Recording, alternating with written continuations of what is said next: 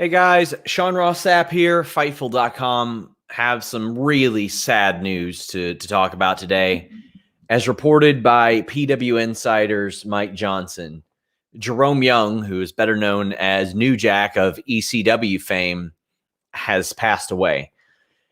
Oh man, this is a real bummer. I'm going to read directly from PW Insider's report. Mike Johnson, especially with this type of stuff, very reputable. Mike Johnson knew New Jack. He knew almost all ECW alumni. He was very plugged in during that era, especially. But it says we are extremely sad to report that Jerome New Jack Young passed away earlier this afternoon following a heart attack in North Carolina, where he had lived in recent years. PWInsider.com was informed by Young's wife, Jennifer, of his passing. At times, Young was one of the most controversial wrestlers in professional wrestling, but he was also one of the more intense and charismatic performers over the last several decades. The name was inspired by the film New Jack City, once Young imagined fans chanting it while he was in the ring, a vision that certainly came true countless times over. We'll get more into his history. Obviously, I would imagine Dave Meltzer will have an obituary about him that will cover an awful lot about that. But Mike Johnson also covered that era of wrestling really well. And New Jack, to me, I can speak from personal experience, he was one of the first glimpses I got of ECW. I only knew of ECW from what we saw on Monday Night Raw. And I opened up a magazine and there was New Jack with blood all over his face and an Ice Cube shirt on. And I was like, who is that guy? What does he do? And of course, later I found out, to me, New Jack is one of the most accentuate the positive, hide the negative success stories that I have ever seen in professional wrestling. He would be the first to tell you, and he has told many people, throwing out like a headlock or something like that, or working in an inverted STF might not be his strong suit. But you know what is his strong suit? Being a performer, being a character, really an extension of himself, and applying that and turning it up. And he was one of the best, bar none, ever at that. And I know there are a whole lot of people that maybe aren't familiar with his work, but there's this incredible promo of him where he asked the cameraman to come downtown to where he wanted to go. Like, and the cameraman did it, and he cut this amazing promo. His music would play while the beatdowns happen. Ice Cube, Dr. Dre, Natural Born Killers. I don't associate that with anything else besides New Jack. And I mean, that's something that has not quite been replicated since then. The Gangstas had such a great run, and they got all kinds of heat in Smoky Mountain Wrestling. And I mean, they wrestled The Undertaker, for the love of God.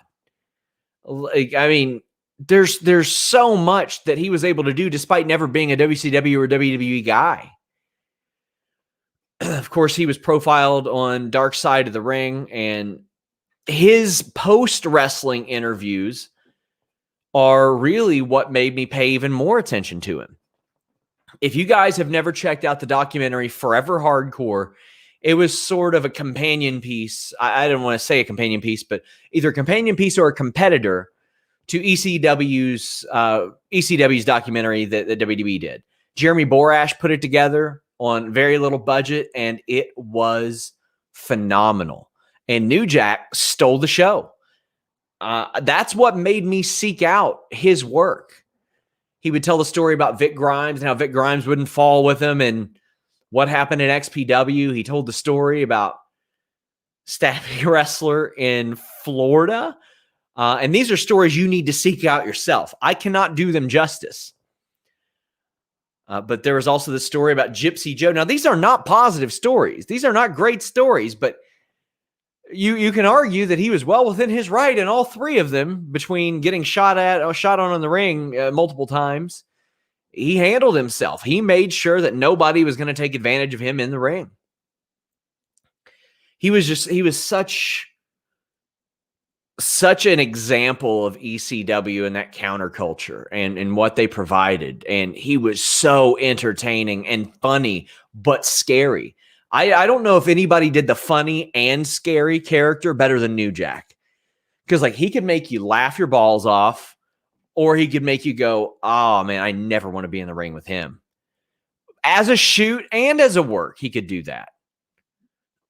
Again, for those of you just tuning in, PW Insider reports that New Jack's wife, Jennifer, has informed them that he died of a heart attack in California. Just 58 years old was New Jack. And that's far too young. Man,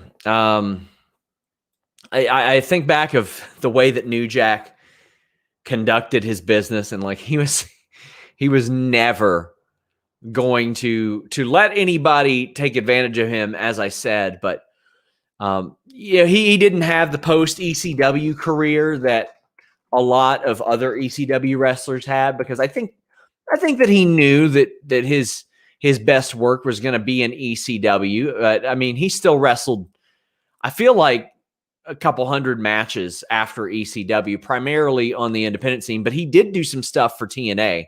I know a lot of people don't remember that at all, but he spent, I want to say, about 3 months in TNA. He did some stuff with Saturn and Sandman specifically, and then went on, and I think he teamed with Shark Boy a couple times. And then it seemed like he was just working the indie scenes and CZW and stuff like that. We never really got to see him have like a goodbye, so to speak. He did wrestle at ICW, WrestleMania week in Tampa, but we hadn't got to really see a goodbye, a farewell. And, you know, with a lot of guys like that, there isn't always a farewell. There isn't always a good bid adieu, so to speak, because some of those people don't want to let go. And it seemed like he kind of had for a while. The last couple of years, I hadn't seen him booked anywhere. I know he did a few in 2019, but I hadn't seen him booked a whole lot of places in the last 4 years or so. Not soliciting super chats, but I will read them because I don't want people to send their money for nothing. But I'm not going to encourage you guys for this subject to send them. Bionic Julius says, just watched Dark Side last night and thought Gage versus New Jack would be great. I haven't seen last night's Dark Side yet, but I'm going to. I'm going to watch it. Throwback says, sad to hear of his passing. It's amazing to see the love coming out right now and the positive things he's done. His work in ECW is amazing. Condolences to the family. How many of you watched Beyond the Mat? Because you really get an introspective look at New Jack on Beyond the Mat as well. You get to see him do an acting audition. But man, this one sucks. It's a heartbreaker, man.